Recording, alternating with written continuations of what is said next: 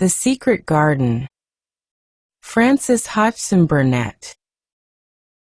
Previously on The Secret Garden. Spring bursts into life across Misselthwaite. Mary runs to the secret garden at dawn and finds Dickon already there, surrounded by creatures who trust him like one of their own. Together, they watch crocuses bloom and the robin begin building his nest. And in the quiet of that morning, Mary shares a new secret. She has been visiting Colin, and he is changing. "I am glad o' that," he exclaimed. "I'm right down glad. It makes me easier. I knowed I must say nothin' about him, and I don't like havin' to hide things." "Don't you like hiding the garden?" said Mary. "I'll never tell about it," he answered. "But I says to Mother, 'Mother,' I says, 'I got a secret to keep. It's not a bad un, knows that. It's no worse than hidin' where a bird's nest is. Ta doesn't mind it, does the?'" Mary always wanted to hear about Mother. "What did she say?" she asked, not at all afraid to hear. Dickon grinned sweet-temperedly. "It was just like her, what she said," he answered. "She give my head a bit of a rub and laughed, and she says, 'A lad that can have all secrets the likes. I've knowed thee 12 year.'" "How did you know about Colin?" asked Mary. "Everybody as knowed about Mester Craven knowed there was a little lad as was like to be a cripple, and they knowed Mester Craven didn't like him to be talked about. Folks is sorry for Mester Craven because Mrs. Craven was such a pretty young lady, and they was so fond of each other.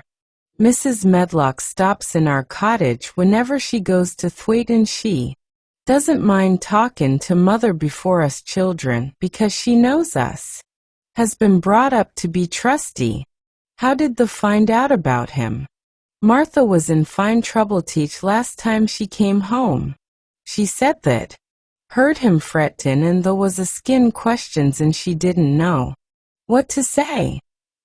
Mary told him her story about the midnight wuthering of the wind which had wakened her, and about the faint far-off sounds of the complaining voice which had led her down the dark corridors with her candle, and had ended with her opening of the door of the dimly lighted room with the carven four-posted bed in the corner.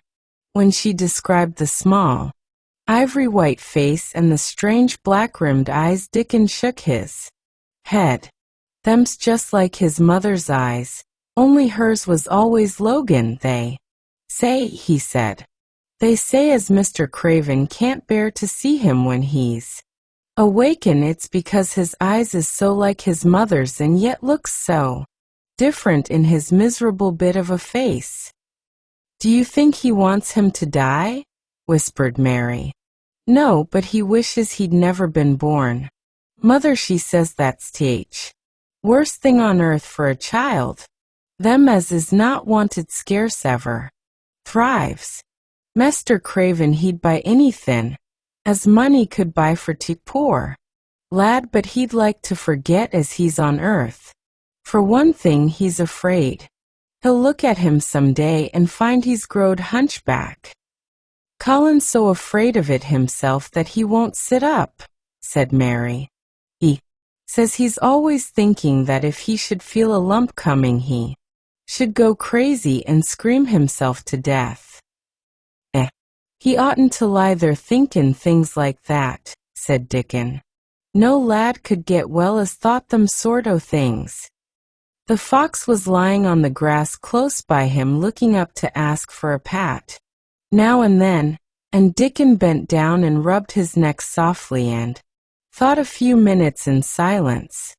Presently he lifted his head and looked round the garden.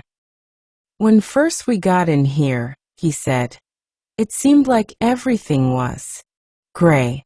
Look round now and tell me if thou doesn't see a difference." Mary looked and caught her breath a little. "Why," she cried, "the gray wall is changing. It is as if a green mist We're creeping over it. It's almost like a green gauze veil. Aye, said Dickon. And it'll be greener and greener till 'tis grays. All gone. Can thee guess what I was thinkin'? I know it was something nice, said Mary eagerly. I believe it was. Something about Colin. I was thinkin' that if he was out here he wouldn't be watchin' for lumps to grow on his back. He'd be watchin' for buds to break on rose bushes, and he'd likely be healthier, explained Dickon. I was wonderin' if us could ever get him in humor to come out here and lie under trees in his carriage. I've been wondering that myself. I've thought of it almost every time I've talked to him, said Mary. I've wondered if he could keep a secret, and I've wondered if we could bring him here without anyone seeing us. I thought perhaps you could push his carriage. The doctor said he must have fresh air, and if he wants us to take him out, no one dare disobey him. He won't go out for other people, and perhaps they will be glad if he will go out with us. He could order the gardeners to keep away so they wouldn't find out. Dickon was thinking very hard as he scratched Captain's back. It'd be good for him, I'll warrant, he said. Us not be thinkin' he'd better never been born. Us be just two children watchin' a garden grow, and he'd be another. Two lads and a little lass just lookin' on at springtime. I warrant it'd be better than doctor's stuff. He's been lying in his room so long, and he's always been so afraid of his back that it has made him queer, said Mary. He knows a good many things out of books, but he doesn't know anything else. He says he has been too ill to notice things, and he hates going out of doors and hates gardens and gardeners. But he likes to hear about this garden because it is a secret.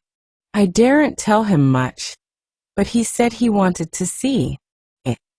Us'll have him out here sometime for sure, said Dickon. I could push his carriage well enough. Has thee noticed how Robin and his mate has been workin' while we've been sittin' here?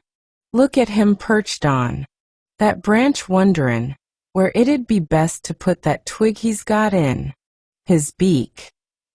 He made one of his low whistling calls, and the robin turned his head and looked at him inquiringly, still holding his twig.